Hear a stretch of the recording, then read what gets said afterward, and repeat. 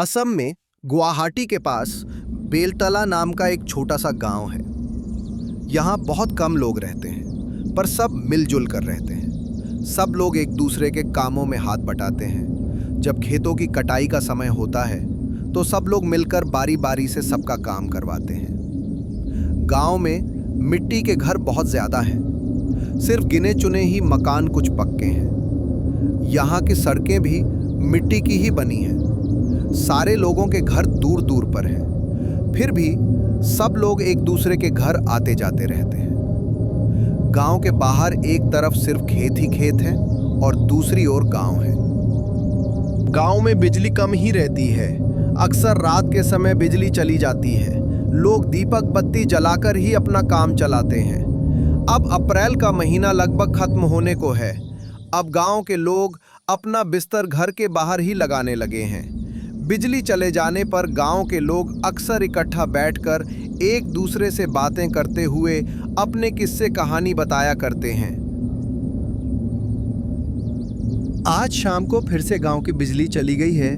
गांव के 3 लोग, सुरेश, महेश और एक और दोस्त, गांव के बड़े पेड़ के नीचे बैठकर आपस में बातें कर रहे थे।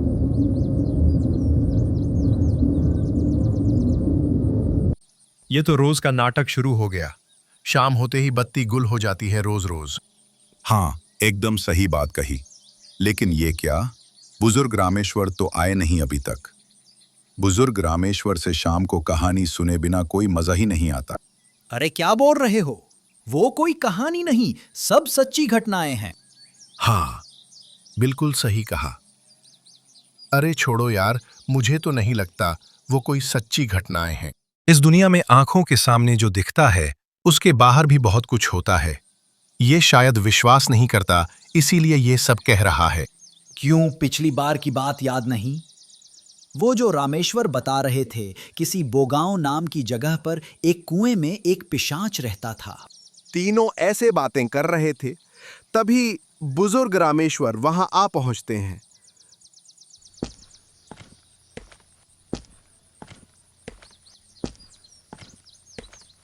अरे वो देखो, बुजुर्ग रामेश्वर आ गए। क्या हाल है, कैसे हो सब? बैठिए बैठिए, आपकी बातें कर रहे थे हम। आज फिर बत्ती गुल हो गई। हम तो सोच रहे थे आज शायद आप नहीं आओगे। आप नहीं आते तो हमारे गपशप जमते नहीं हैं। मैं तुम लोगों से उम्र में बड़ा हो सकता हूँ, लेकिन तुम्हारे जैसे जवान लड़कों के साथ बैठकर गपशप करने में मजा ही अलग है। उन बूढ़ों के साथ बैठकर दूसरों की बुराई करना मुझे बिल्कुल नहीं भाता। तो बुजुर्ग रामेश्वर, आज आपके जीवन की कौन सी घटना सुनाओगे? सच में चाचा, आप जो घटनाएं सुनाते हो वो सुनकर तो किसी को भी डर लग जाएगा। अच्छा चाचा, आपने सामने से कभी भूत देखा है कोई? तुम लोग शायद सोचते होंगे कि मैं तुम्हें जो घटनाएं सुनाता हूँ वो सब मनगढ़ंत हैं, पर ऐसा बिल्कुल नहीं है। मैं डाकिया होने के नाते इस देश की अलग अलग जगहों पर रहा हूँ। वहां से कितने तरह के अनुभव हुए हैं मुझे, और वही तुम लोगों को सुनाता हूँ। बुजुर्ग रामेश्वर, आज ना अपनी आंखों से देखा कोई भूत का किस्सा सुनाओ। चलो, आज मैं तुम्हें अपने जीवन में हुई एक घटना के बारे में बताता हूँ। ये उन समय की बात है जब मैं जवान हुआ करता था।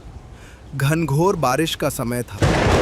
आखिरी शाम में अपने मित्र प्रकाश के घर पर घूमने को निकला था। रास्ते में जोरदार बारिश होने लगी। मुझे आशा नहीं थी कि इतनी जोरदार बारिश होने लगेगी। बारिश बहुत तेज थी। मेरे पैरों के नीचे की मिट्टी बहुत गीली हो चुकी थी। पैर आगे ही नहीं बढ़ पा रहे थे, मिट्टी में धंसते जा रहे थे।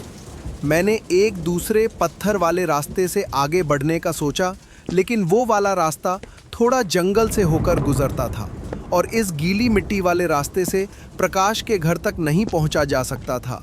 तो मैंने पत्थर वाले रास्ते से ही चलना उचित समझा।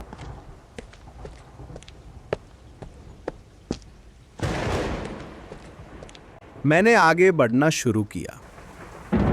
बारिश लगने की वजह से अंधेरा छा गया था। रास्ते पर केवल बारिश की आवाज और चारों तरफ खामोशी छाई हुई थी। रास्ता बिल्कुल सुनसान हो गया था। कुछ कीटों की किटकिट की आवाजें आ रही थी। वो रास्ते को और भयानक बना रही थी। पर यह तो गांव में अक्सर होता ही रहता है, इसमें कोई बड़ी बात नहीं। बारिश अब बहुत ज्यादा बढ़ चुकी थी। मैंने कई जगह देखकर रुकने का फैसला किया। सामने मुझे एक पुराने घास की झोपड़ी दिखी।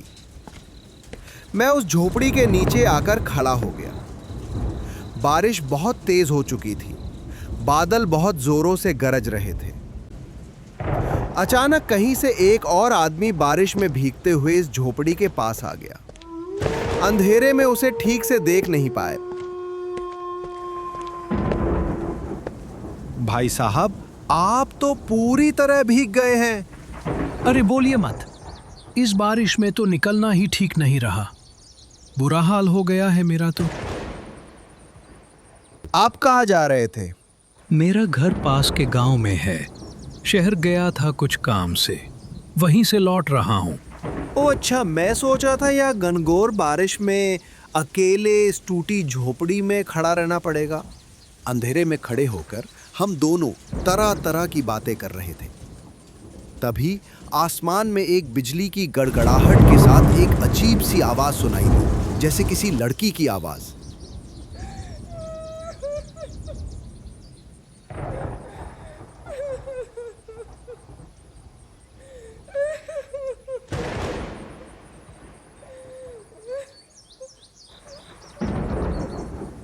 पहले तो लगा कि ये मन की भूल है, लेकिन नहीं।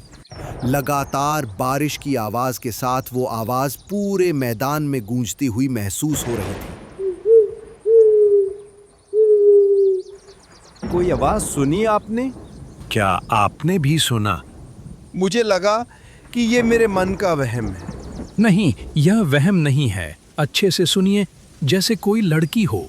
कोई लड़की शायद खेलते हुए इधर आ गई होगी। बारिश के कारण लौट नहीं पा रही है। हाँ बिल्कुल, जैसे कुछ कह रही है।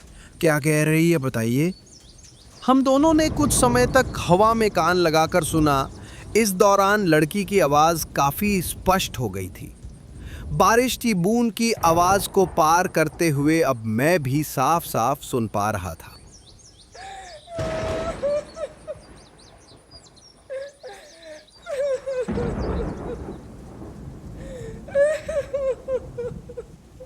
घूमर घूमर कर चलते आकाश में करते बादल, रातों रात भर कर बादल कोई ना बच कर जाए, जोर जोर से बरसो बादल, कठोर घटा के गाए बादल।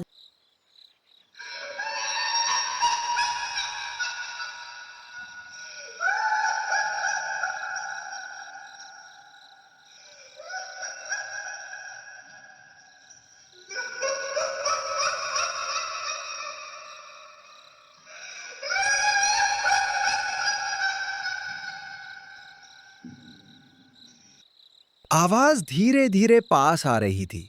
वो आदमी थोड़ा बेचैन हो गया। एक बार जाके देखते हैं, शायद खतरे में है। घूमर घूमर कर चलते आकाश में करते बादल, रातों रात भर कर बादल कोई ना बच कर जाए, जोर जोर से बरसो बादल। हो सकता है अगर कोई संकट में पड़े तो इस तरह से कोई कविता नहीं पढ़ता। मुझे तो ये मामला ठीक नहीं लग रहा। ऐसे सिहरन पैदा करने वाली आवाज में कोई कविता नहीं पढ़ता। अरे चलिए ना, चल के देखते हैं। लड़की शायद बांस के झाड़ में अटक गई है। बारिश भी तो कम हो चुकी है।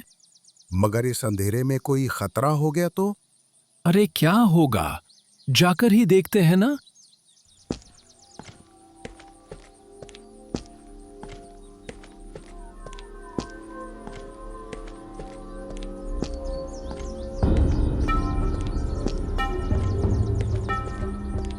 उस टूटी फूटी झोपड़ी के सामने ही घना बांस का जंगल लगा हुआ था। पास के जंगल के भीतर अंधकार एक तरह से दबा हुआ था। मुझे कहना नहीं चाहिए, मुझे बिल्कुल भी सिहरन महसूस नहीं। देखिए, उधर से आ रही है ये आवाज। पास की ओर ध्यान देकर मैंने धीरे धीरे कदम बढ़ाना शुरू किया। बारिश की बूंदें तेज धार वाले चाकू की तरह लग रही थीं। बांस के जंगल के गहरे अंधकार में आंखें ज्यादा दूर तक देख नहीं पा रही थीं। आकाश को चीरते हुए बिजली चमकी। उस थोड़ी रोशनी में जो मैंने देखा, उससे मेरे दिल की धड़कन मानो रुक ही गई हो। जैसे मैंने देखा कि बांस के पेड़ों के बीच में एक छोटी लड़की खड़ी है। हवा में उसके बारिश में भीगे हुए बाल, और वे चुपचाप एक ही भाव में खड़ी थी। लेकिन यह दृश्य पल भर के लिए था। इस वक्त जोरदार बिजली की आवाज कानों में पड़ी, मानो जैसे पास में ही कहीं जोरदार बिजली गिरी है। फिर उसी समय वहां सड़क पर बांस का एक पेड़ गिर पड़ा। मैं ठिठक कर खड़ा रह गया। कविता की आवाज धीरे धीरे मेरी ओर ज्यादा करीब आ गई। लड़की के आसपास आ गए हैं लगता है। चलिए आगे बढ़िए। चलिए चल, मतलब क्या आपने नहीं देखा वो छाया की तरह का रूप? छाया? किस तरह की छाया? वो अंधेरे में खड़ा था, आपने नहीं देखा? अरे ये क्या बोल रहे हैं आप? चलिए, तो लड़की आसपास ही होगी। इतना कहकर वो आदमी छलांग मारकर सामने वाले बांस के पेड़ को पार करते हुए दूसरी ओर जा खड़ा हुआ।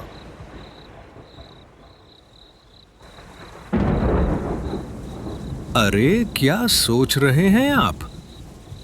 आइए ना। अरे खड़े क्यों हैं? सिर्फ एक बांस ही तो है, आ जाइए ना। मैंने बांस के पेड़ को पार करने के लिए 2 कदम बढ़ाए, लेकिन अचानक एक बात याद आ गई और मैं ठिठक गया। मेरा दिल और धड़कनें और तेज हो गई।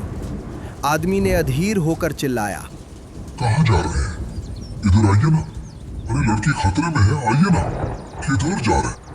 अब मेरा सारा संदेह दूर हो गया। सब कुछ स्पष्ट हो गया। बारिश में भीगने या डर की वजह से मेरे हाथ पैर कांप रहे थे। मैंने धीरे धीरे कदम पीछे हटना शुरू किया। मेरे दिमाग में खतरे की घंटी बजने लगी थी। मेरे मन ने कहा, यहाँ एक पल भी ठहरना ठीक नहीं है। डर के मारे मैंने कुछ कदम पीछे हटते हुए भागने की कोशिश की। तभी अचानक आकाश में बिजली चमकी। मैंने देखा वो आदमी टूटा हुआ बांस के पेड़ पर बैठा हुआ है। मुझे डरते देख आदमी अपने अस्तित्व में आ गया और जोर जोर से हंसने लगा। तुम शायद विश्वास नहीं करोगे, लेकिन ये मैंने अपनी आंखों से देखा और अपने कानों से सुना। उस भयानक हंसी के धक्के से मैं कांप रहा था और उसकी आवाज से वही गुनगुनाने की आवाज आ रही थी। अजीब तरीके से वही पुरानी कविता गा रहा था। रातों रात भर कर बादल कोई ना बच कर जाए, जोर जोर से बरसो बादल, कठोर घटा के गाए बादल। उसके बाद मैं वहां खड़े रहने का साहस नहीं कर पाया। बारिश में भीगते हुए मैं वहां से भाग गया।